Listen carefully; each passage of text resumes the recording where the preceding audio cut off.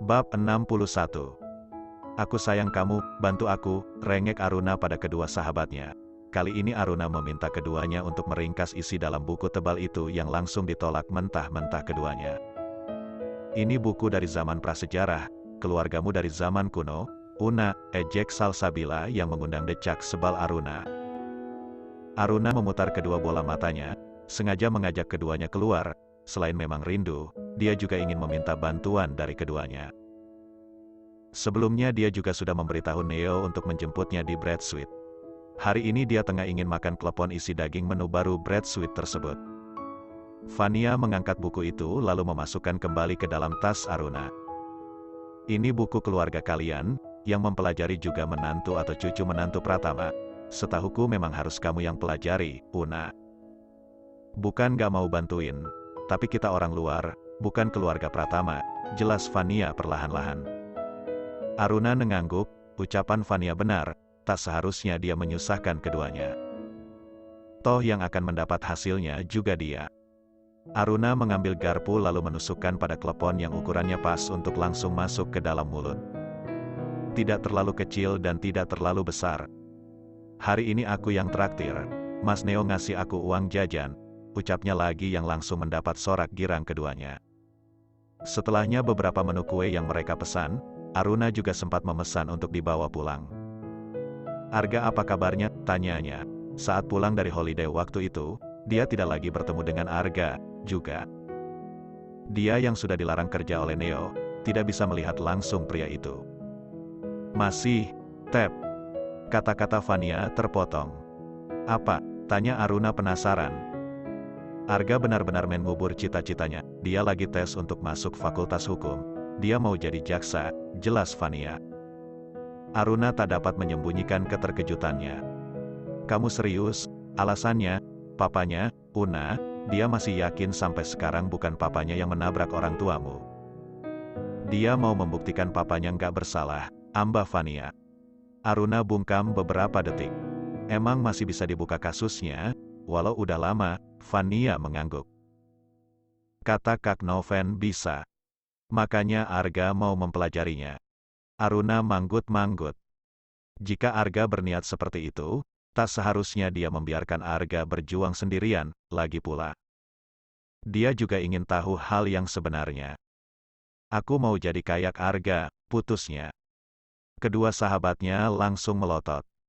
Una, jangan gila, beasiswa kamu mau dibuang gitu aja, itu cita-citamu. Una, beasiswa kedokteran itu susah payah kamu dapatkan dan kamu mau ninggalin gitu aja. Vania tak percaya dengan jalan pikiran Aruna.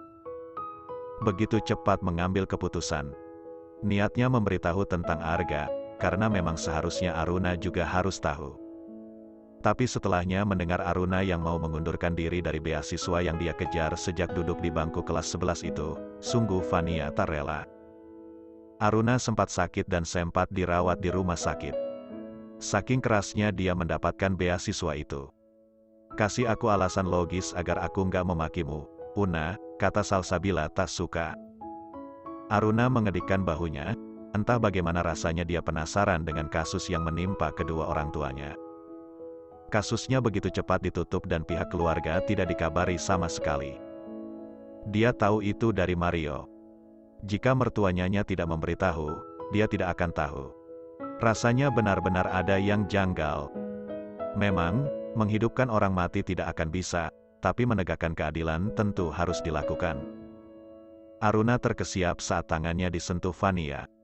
Pikirkan dengan matang, dan tentukan alasan yang kuat jika kamu memilih jurusan itu, Aruna mengangguk. Memang dia butuh alasan yang kuat. Dia tidak mau menyesal di kemudian hari, saat dia sudah berjalan dan dia menyesal mengambil jalan tersebut. Ponsel Aruna berdering, nama kontak suaminya memanggil. Mas Neo nelpon, ucapnya yang langsung diciciein oleh keduanya. Aku jemput, ya, kata Neo saat panggilan itu sudah terhubung. Oke, aku sama Vania dan Salsa juga udah kelar kok. 30 menit lagi aku sampai. Oke, hati-hati di jalan, Mas. Aku sayang kamu. Aruna buru-buru memutuskan panggilan itu, lalu menyimpan ponselnya. Aruna tak dapat mengingkari wajahnya langsung merona saat kata-kata terakhir itu dia ucapkan. Banyak perkembangan nih, ejek Vania.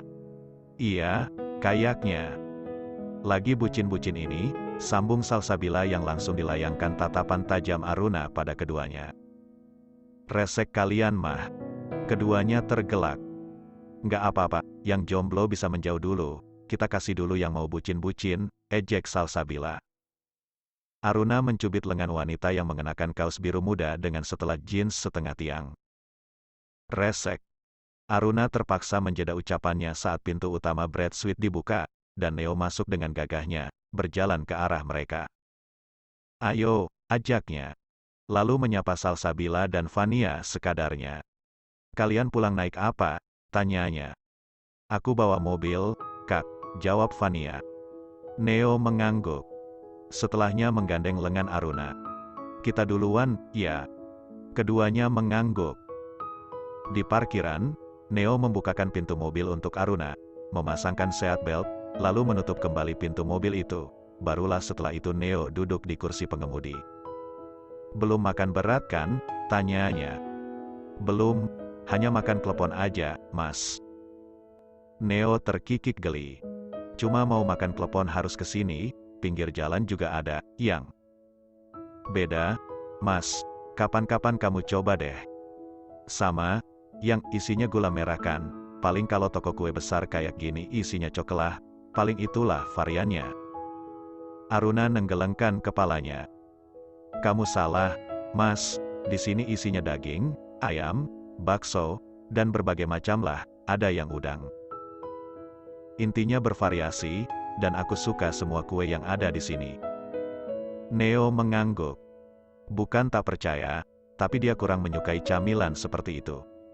Neo menghidupkan tombol power, lalu mulai melesatkan mobilnya ke jalanan.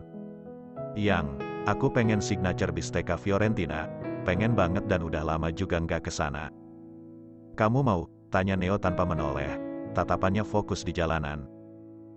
Terserah, asal ada yang bisa aku makan. Aku nggak tahu jenis makanan apa yang kamu bilang itu, Mas, akunya. Noe tergelak sebentar, lalu menatap Aruna sekilas. Itu di bistecca yang di SCBD, restoran steak khas Italia gitu, enak banget loh, pasti kamu bakal ketagihan. Jawab Aruna singkat. Mendapat lawannya kurang bersemangat, sedangkan sedari tadi Neo begitu menggebu-gebu. Neo memiringkan wajahnya, yang tadi ngomong apa waktu sebelum mengakhiri panggilanku? Tanya Neo pura-pura. Aruna mendengus sebal. Masa sih dia harus mengulang lagi? Padahal tadi dia begitu malu saat mengucapkan kalimat terakhir. Lalu apa ini, suaminya tidak dengar, atau tadi suaranya memang terlalu kecil? Tapi, masa iya suaminya tidak dengar? Rasanya tidak mungkin. Aku lupa, kata Aruna datar. Neo mengacak rambut Aruna dengan tangan kirinya. Aku mau kamu ngulang lagi, tadi itu. Nggak puas aku dengarnya. Aruna memalingkan wajahnya yang kembali merona. Tidak ada siaran ulang, tukasnya tanpa melihat ke arah Neo. Neo semakin gemas. Ayolah, yang, ulang sekali lagi, aku mohon, ucapnya dengan nada memelas. Aruna mendengus sebal. Lalu menatap Neo yang juga tengah menatapnya. Aku ulangi tapi harus dengar dengan baik, Neo mengangguk lalu meminggirkan mobilnya. Ngomong, yang kok pakai acara berhenti segala sih, Neo mengedikkan bahunya dengan santai. Biar aku nggak shock saat mendengarnya. Aruna menggeleng kepalanya, merasa tidak punya pilihan lain, selain mengaku dan mengucapkan sekali lagi kata-kata yang tadi dia lontarkan dalam panggilan mengatakan. Aku sayang, telpon mereka. Dengan cepat Aruna kamu hahem. Bersambung.